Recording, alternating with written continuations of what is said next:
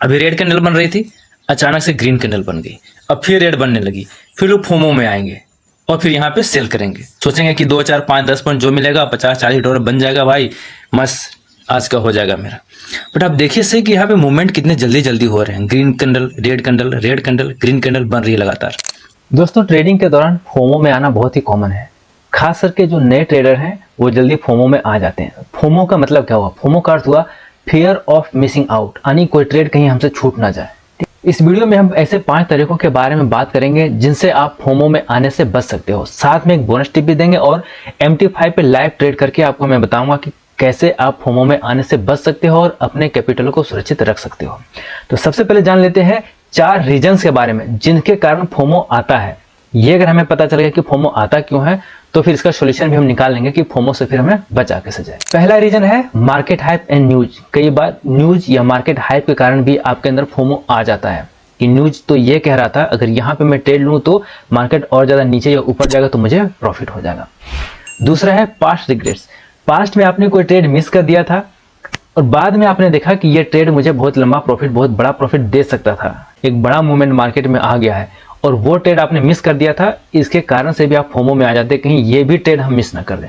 तो आप जहां पर भी आपको एंट्री मिलती है आप तुरंत वहां पर एंट्री लेने के लिए रेडी हो जाते हो।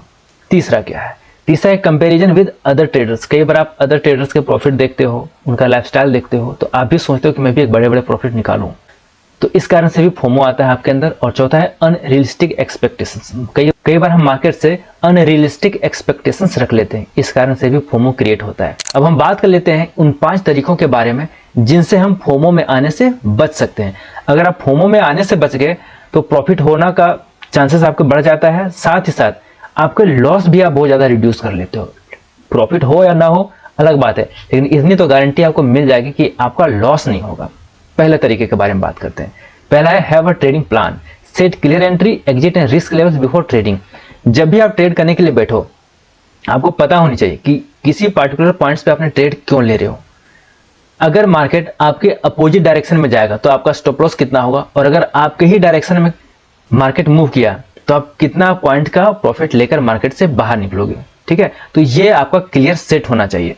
दूसरा हम देखते हैं focus on quality not quantity. कई बार देखते हैं मार्केट में अगर आप 4 घंटे मार्केट के सामने बैठे हो, लैपटॉप के सामने बैठे हो तो आपको हर एक 15 मिनट में लगेगा कि यहाँ पे एक ट्रेड का अपॉर्चुनिटी बन रहा है और आप चाहते हो कि आप हर एक ट्रेड को पकड़ो, हर एक अपॉर्चुनिटी को पकड़ो।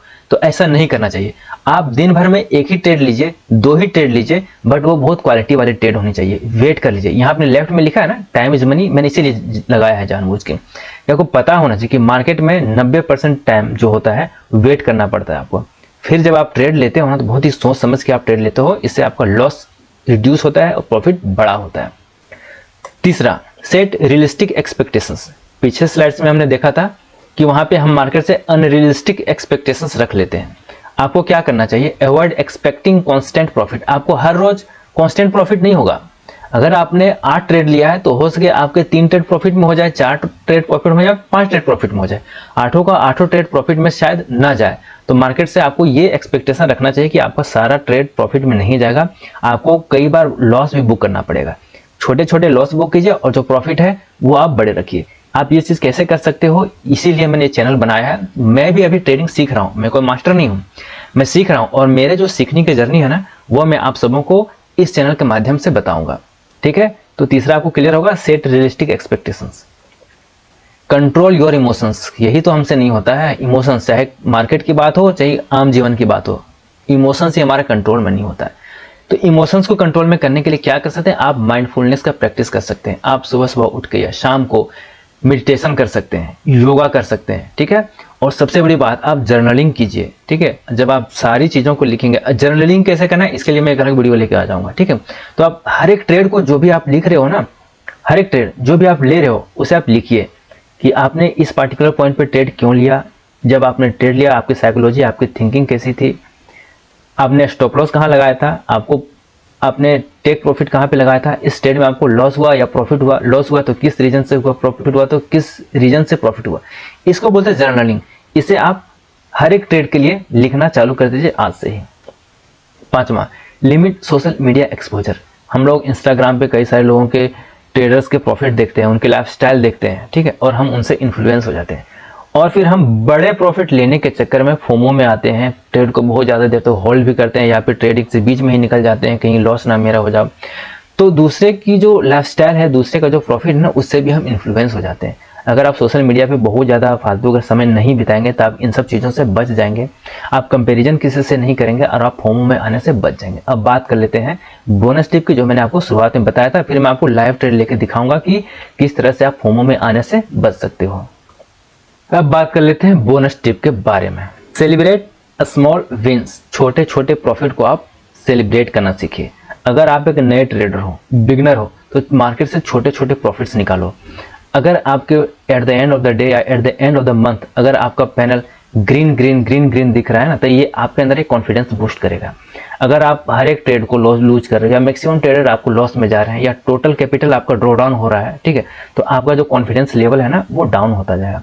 कॉन्फिडेंस को बूस्ट करने के लिए छोटे छोटे प्रॉफिट निकालिए शुरुआत में, फिर जब आप एक्सपर्ट हो जाएंगे फिर आप बड़े बड़े मूव पकड़ना शुरू कर लोगे। तो छोटे जो स्मॉल विंस हैं आपको उसे सेलिब्रेट करना सीखिए। अब मैं आपको दिखाता हूं MT5 पे ले जाके कि किस तरह से आप फोमो में आने से बच सकते हो। तो फ्रेंड्स, ये मेरे मोबाइल में है मेटा ट्रेडर 5, मैं इसे आज लॉगिन कर रहा हूँ।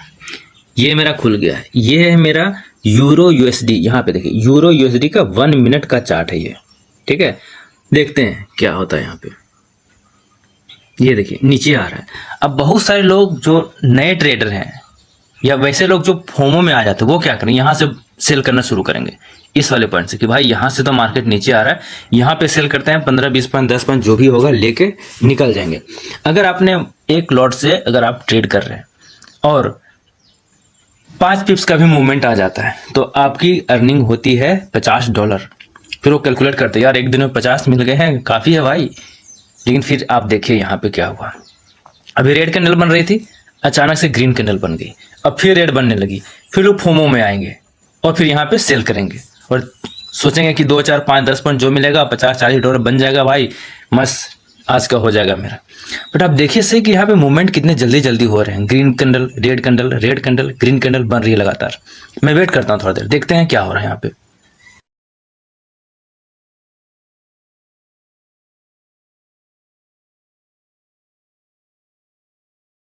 चलो, कई सारे लोगों को लगेगा कि यहाँ पे एक जोन बना था जो कि सपोर्ट जोन था यहाँ पे, और ये वाले एरिया, ये जो स्क्वायर एरिया मैं आपको दिखा रहा हूँ, ये था एक कंसोलिडेशन फेज बना हुआ था। ये वाला जो एरिया है एक साइडवेज वाली पार्ट थी, ठीक है। लोगों को लगेगा कि भाई ये जो एरिया यहाँ पे है, ये देखो ब्रेक कर दिया, नीचे रेड कैंडल आ गई, यानी कि अब तो ये भाई नीचे तोड़ के यहाँ तक तो जरूर आएगा।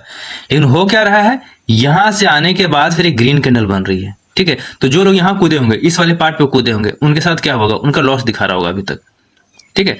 तो ट्रेड कैसे लें, आपको हायर टाइम फ्रेम पे पहले एनालिसिस करना है, फिर धीरे धीरे लोअर टाइम फ्रेम पे आना है और आपको वेट करना है। ट्रेडिंग 90% वेटिंग है, पेशेंस है। उनको देखो कि मार्केट में चल क्या रहा है ना, उसके बाद आप इसमें अच्छे से एंट्री लो तो आपके प्रॉफिट होने के चांसेस बढ़ जाएंगे।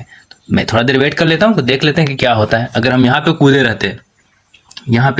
रहते तो जाहिर सी बात है कि मेरा यहाँ पे लॉस बता रहा होता है ना, यहाँ पे कूदे रहते तो मेरा लॉस बता रहा होता, ठीक है। थोड़ा देर और वेट कर लेते हैं। यहाँ पे देखिए, यहाँ से हम टाइम फ्रेम चेंज करेंगे, यहाँ से मैं चेंज कर लेता हूँ। 1 मिनट का था तो मैं 5 मिनट पे चला जाता हूँ। चलो, वैसा कुछ स्ट्रक्चर यहाँ बन नहीं रहा है कि ट्रेड लिया जाए, ना कोई ट्रेंड लाइन है ना कुछ और कुछ है ना। लिक्विडिटी भी आपको देखनी पड़ेगी कि किधर लिक्विडिटी है, ठीक है। और चलो 5 मिनट से हम जाते हैं 15 मिनट पे, ठीक है। तो कई सारे लोगों को ये भी लगेगा कि भाई ये वाली जो ट्रेंड लाइन थी, ये देखो यहाँ से ऐसे जाएगी, ठीक है, और इसको देखो ब्रेक कर दिया, यानी अब तो नीचे ही जाएगी। हो सकता है नीचे चला जाए, बट अभी कंफर्मेशन नहीं है इस चीज़ की, तो इसको लिए वेट करना बहुत जरूरी है। मैं दोबारा जाता हूँ 1 मिनट पे, देखते हैं क्या हो रहा है। मैं थोड़ा इसे बड़ा कर लेता हूँ चार्ट को, ठीक है।